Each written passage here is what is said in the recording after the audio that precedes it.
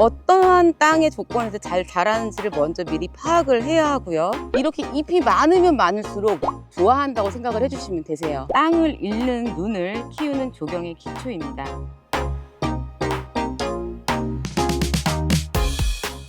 안녕하세요, 핑크가든입니다. 나무를 고를 때 예쁜 걸 먼저 보시죠. 그런데 그보다 먼저 봐야 할 것은 바로 땅인데요. 이 조경에서 나무는 땅과 짝을 이뤄야 제대로 자라는데요. 그래서 오늘은 조경학을 기반으로 해서 어떤 땅에 어떤 나무를 심어야 하는지 실전 중심으로 알려드리는 나무농사 10탄을 준비해 보았습니다. 모래 토양은 이제 물 빠짐은 좋은데 보수력 그리고 영양 유지가 약합니다. 이런 곳에는 황금사철이나 남천처럼 건조에 강한 수종이 어울리거든요. 근데 반드시 유기물과 멀칭을 보강을 해줘야지만 뿌리가 마르지 않고 잘 자랄 수가 있습니다. 네, 이제 황금조팝이나 삼색 조팝나무, 이제 조팝나무 같은 경우에는 물빠짐이 좋은 땅, 배수가 잘 되는 땅에서 식재를 하면 좋으신데요. 여기 이렇게 앞에 여러 수종의 아이들이 있습니다. 뭐 장미도 있고 수국도 있고 뭐 에린줌이라는 야생화도 있고 다양하게 많은데, 이제 여기 앞에 조팝을 앞에 세팅한 이유가 이 화단 자체가 약간 평지예요. 평탄한데 물이 내려갈 수 있는 이 배수 물길을 제가 이 앞에 이 엣지 앞으로 이렇게 내줬거든요. 그래서 이 조팝나무는 배수가 잘 되는 땅, 이런 데다 식재를 하시면 이렇게 엄청 많은 숯이 엄청 크죠? 이렇게 보여줄 수 있습니다. 두 번째는 이제 배수가 안 되는 땅입니다. 점토질 토양인데요. 물이 고이기가 쉽습니다. 이럴 땐 말채나무 내지 이제 삼색 버드나무처럼 이런 습지에 적응된 수종이 좋습니다. 그래서 특히 이제 메자나무의 오렌지 아이스, 요 아이도 포인트 컬러도 주면서도 습에도 강하기 때문에 이 배수가 안 되는 땅에는 이런 아이들을 추천을 드리고요. 대신 이제 고상식재로 뿌리 부위를 위로 올리는 게 핵심입니다. 모든 땅이 배수가 잘 되고 모래가 많고 뭐 점토질이고 사질토고 이게 지금 구분이 솔직히 하기가 쉽진 않습니다. 그럴 경우에는 이제 이 수종이 어떠한 땅의 조건에서 잘 자라는지를 먼저 미리 파악을 해야 하고요. 그거에 맞춰서 환경을 조성을 해주시면 되거든요. 그래서 실예로 말씀을 드리면 이 은천가문비란 친구는 물을 싫어하는 게 아니고 좋아하지 않습니다. 그러다 보니까 배수가 잘 되는 곳에서 식재가 돼야지 잘 자라는데, 여기 땅 이쪽 자체가 거의 이제 점토질 땅이라고 보시면 돼요. 저희 필지가 여기가 좀 그렇게 되어 있는데, 그래서 이 은천가문비를 잘 크게 하기 위해서 제가 해준 방법이 이쪽 안에 보시면 이렇게 땅은 평평할지라도 나무의 표면 위를 단을 올렸어요. 그래서 물이 이렇게 떨어져도 여기서 물이 고이지 않고 밑으로 흘러 내려갈 수 있게끔 흙을 더 위에를 올려주었습니다. 이런 식으로 해서 환경을 조성을 해주시면 아무리 배수가 안 되는 땅이라 해도 배수가 잘 되기 때문에 이렇게 물을 좋아하지 않는 아이들도 잘 클 수가 있습니다. 여기는 삼색 버드나무인 이제 화이트 핑크 셀릭스인데요. 이 셀릭스 아이들은 정말 은천가문비 나무와 반대로 물을 엄청 좋아하는 친구입니다.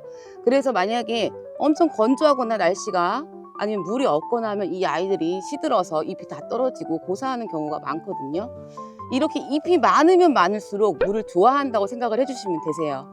근데 이제 아까 말씀드렸듯이 이쪽이 되게 땅이 척박하고 전체적으로 땅은 평탄하긴 한데 은천가문비는 단을 올려서 흙을 올렸지만 이 친구는 물을 좋아한다고 했잖아요. 그래서 어떻게 해놨냐면 좀 더 흙에서 머금고 이 아이가 물을 더 먹을 수 있게끔 이 평지보다 평탄함보다 여기를 더 이렇게 내려서 물이 여기 안에서 고여 있을 수 있게끔 해놨습니다. 그래서 이렇게 땅이 어떠한 토질이고 이런 걸 다 떠나서 제가 생각하는 베스트에 대한 이 수종에 맞는 환경을 조성을 해주셔서 물을 좋아하지 않는 친구는 흙을 좀 위로 복토를 해서 올려서 물이 잘 내려갈 수 있게끔 해주시고, 이렇게 물을 좋아하는 친구들 같은 경우에는 물을 좀 더 머금고 있는 시간을 오래 갈게 할 수 있도록 이렇게 흙을 좀 아래로 고일 수 있게끔 흙을 좀 더 내려서 식재를 해주시면 이 아이들한테도 더 좋을 것 같다는 생각이 듭니다. 네, 그리고 세 번째로는 척박한 땅입니다. 내지 또 이제 돌이 많은 밭이죠. 비옥하지 못한 땅에는 이제 강한 뿌리를 가진 나무가 필수인데요. 이 은천가문비는 척박한 환경에서도 생존율이 높고 특히나 또 자작나무 이런 경우에도 경사지에서 자라는데도 강합니다. 특히 이럴 때는 이제 완효성 비료 그리고 이제 유기질 퇴비를 같이 심을 때 넣어주는 게 활착에 좋습니다. 그리고 이제 네 번째로는 이제 반그늘 내지 음지, 해가 뜨지 않는 반그늘 지역인데요. 여기 이제 음지라고 해서도 포기를 하시면 안 되는 게 수국 같은 경우에는 이제 반음지에서 꽃을 잘 피우고요. 또 이제 무늬 병꽃나무 이런 아이들도 초록 배경에서 잘 돋보입니다. 근데 하지만 자엽 안개나무처럼 햇빛이 반드시 필요한 나무는 그늘에서는 잎색이 톤 다운이 되고 생육이 좋지 않으니까 피해 주시기를 권장드리겠습니다. 이 수국 같은 경우에는 이제 반음지에서 키우는 마크로필라 수국들이 좀 많은데요. 양지에서 키우면서도 이제 색감을 쨍하게 보여줄 수도 있지만 너무 햇빛이 강한 곳에서는 잎이 좀 타는 현상이 있을 때가 있습니다. 그래서 지금 저희 농장은 대부분 해가 완전 내리쬐는 양지이기 때문에 여기 보시면 지금 그늘망이 설치가 되어 있거든요. 여기 아래가 어떻게 보면 이제 반음지, 반그늘이라고 할 수 있는데 이쪽으로 와 보시면 이렇게 이제 수국들이 반음지에서 이 그늘막 아래에서 이렇게 꽃을 예쁘게 피우고 있고 그 반음지에 좋다는 그 얘기만큼 잎도 엄청 건강하고 탄 현상 없이 되게 깔끔하고 깨끗하게 잘 있습니다. 다섯 번째로는 이제 경사지, 사면인데요. 이 사면은 잘 꾸미면 아주 가장 예쁜 공간이 되지만 무너지기도 쉽습니다. 그래서 뿌리가 단단한 조팝나무 내지 사시사철 푸른 둥근 측백을 심고 주변을 그라스로 시선을 정리해주면 이 사계절 정원을 볼 수 있는 아름다운 풍경이 연출됩니다. 또한 이제 멀칭으로는 토양 유실을 막아주는 것도 꼭 반드시 지켜주시고요. 이제 경사지, 사면이라고 하면 약간 언덕이 경사가 있는 곳인데요.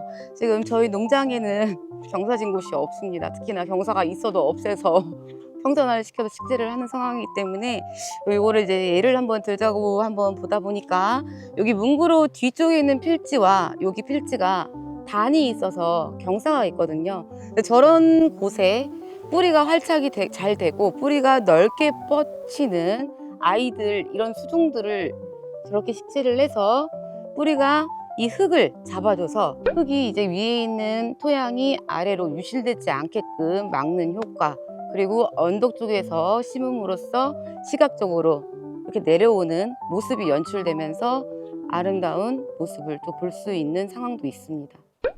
오늘 알려드린 내용은 단순한 나무 추천이 아니라 땅을 읽는 눈을 키우는 조경의 기초입니다. 그래서 이 정원도 농장도 이 땅을 이해하고 그에 맞는 수종을 고르는 게 시작이고요. 저희 핑크가든은 이러한 실전과 이론을 겸한 농장을 운영하고 있습니다. 내 정원을 이제 이 사계절 쇼가든으로 만들고 싶으신 분들은 이번 영상을 토대로 그 첫걸음에 내딛어 보시길 바라겠습니다. 다음 영상에서는 이 7월에서 8월 이 여름철에 심기 좋은 나무에 대해서 영상을 찍어보도록 하겠습니다. 여기까지 나무농사 10탄 땅에 맞는 나무 수종에 대해서 영상을 마무리하도록 하겠습니다. 구독, 좋아요, 알림 설정은 덤입니다. 감사합니다. 핑크가든 정아란이었습니다. 안녕.